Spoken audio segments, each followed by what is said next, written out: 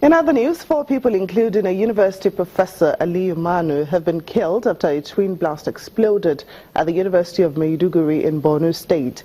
Eyewitness report says one of the attacks was carried out by a 7-year-old boy. Rescue and security officials are already at the scene of the blast, which is the first on the university since the nearly 6-year-old insurgency began. Our correspondent Blessing Tuno tells us more. In the 6 years of insurgency in the northeast, this is the first time that a suicide bomber is able to successfully penetrate the university gates. We are now in a guerrilla war situation. In the mosque, you don't know who is praying next to you. In the church, you don't know who is sitting next or praying next to you. Even in a hold-up, you don't know who is parking. So people should be very wary of people around them and be more security conscious.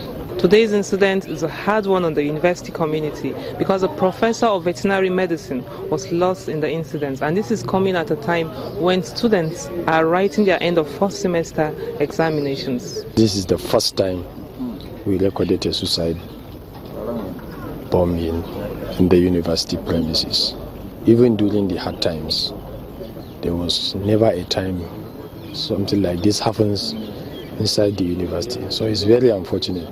There are about 15 that sustained injuries that were evacuated by a joint team of State Emergency Management and the National Emergency Management Agency to the hospital, and they are now adequately responding to the treatment. And the other suicide bombers were not able to penetrate into the university, so she was shot down and only lost the suicide bomber. So far I think there is need for us to improve the security vigilance across the university premises. Security operatives are asking the public for support and collaboration until the insurgency problem is collectively brought to an end. Blessing Tuno, Channels Television News. Meanwhile, the Nigerian army has continued their mop-up operation in different parts of the northeast.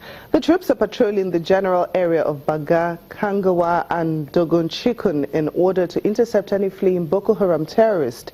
In the course of doing this, troops of 119 Task Force Battalion of 7th Brigade came across graves of Boko Haram terrorists that escaped with gunshot wounds and died after an encounter with soldiers on January 13 this year. They were later buried in shallow graves. A statement signed by Director Army Public Relations, Brigadier General Sani Usman, says the troops also recovered a 36 hand grenade and 1 round of ammunition concealed by the terrorist. Officials in the DR Congo say armed fighters led by the military commander of former Congolese rebel group M23 have crossed the border into the country from Uganda.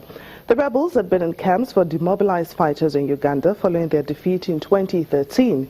Formerly, they were the largest of dozens of armed groups in the country and controlled huge swathes of the country's mining heartlands in the east. Renewed violence will be a major challenge for President Joseph Kabila, who is trying to fend off mounting opposition over his decision to stay beyond his mandate, which expired last month. Some observers fear tension could spark a new civil war. Uganda's government has confirmed the presence of a strain of bird flu in some areas on the shores of Lake Victoria. The virus has only been detected in migratory birds and in domestic ducks and chickens. Authorities are raising awareness in local communities to make sure the disease does not spread to human beings as well. The first report of dead wild birds came in at the start of the new year. Local communities said they saw many dead bodies of migratory birds which moved to Uganda during winter in the northern hemisphere. Subsequent tests confirmed they died from bird flu.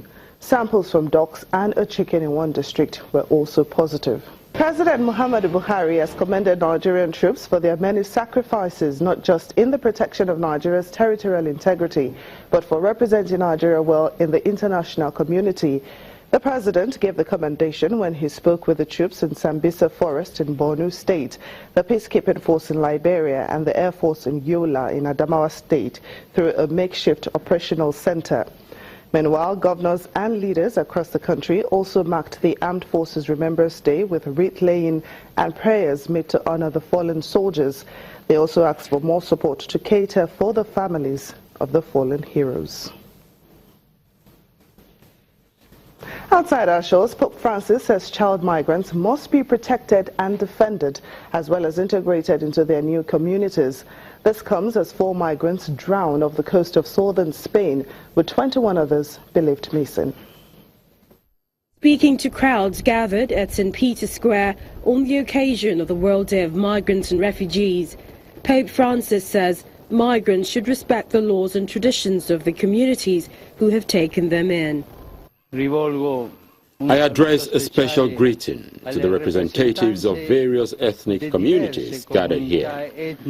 Dear friends, I wish that you live peacefully in the towns that welcome you, respecting their laws and traditions, and at the same time maintaining the values of your regional cultures. The meeting of different cultures is always an enrichment for everyone. The Pope, leader of the world's 1.2 billion Roman Catholics, has often defended refugees and urged Catholic parishes in Europe to host them. Si celebra la giornata mondiale del migrante e del rifugiato. These small brothers and sisters, especially if unaccompanied, are exposed to many dangers, and there are so many of them. It's necessary that we must take all feasible measures to ensure that child migrants are protected and defended, as well as being integrated. E vi dico, ne sono tanti. In April 2016, after visiting a migrant camp in Greece, the Pope brought 3 families of Syrian refugees back to Rome with him. Meanwhile, the bodies of 4 migrants were found floating off the coast of Alegras, southern Spain, on Saturday. Reports say one of the deceased migrants was a sub-Saharan African male, whilst the other was described as being Arab. A woman was also amongst the victims. On Friday, the body of a migrant was also found in Tarifa, bringing the total number of bodies found over 2 days to 5. Thousands of people risk their lives every year trying to reach Europe in dinghies and fragile boats. According to the International Organization for Migration, 2016 was also the deadliest year on record for migrants in the Mediterranean, with almost 5,000 deaths.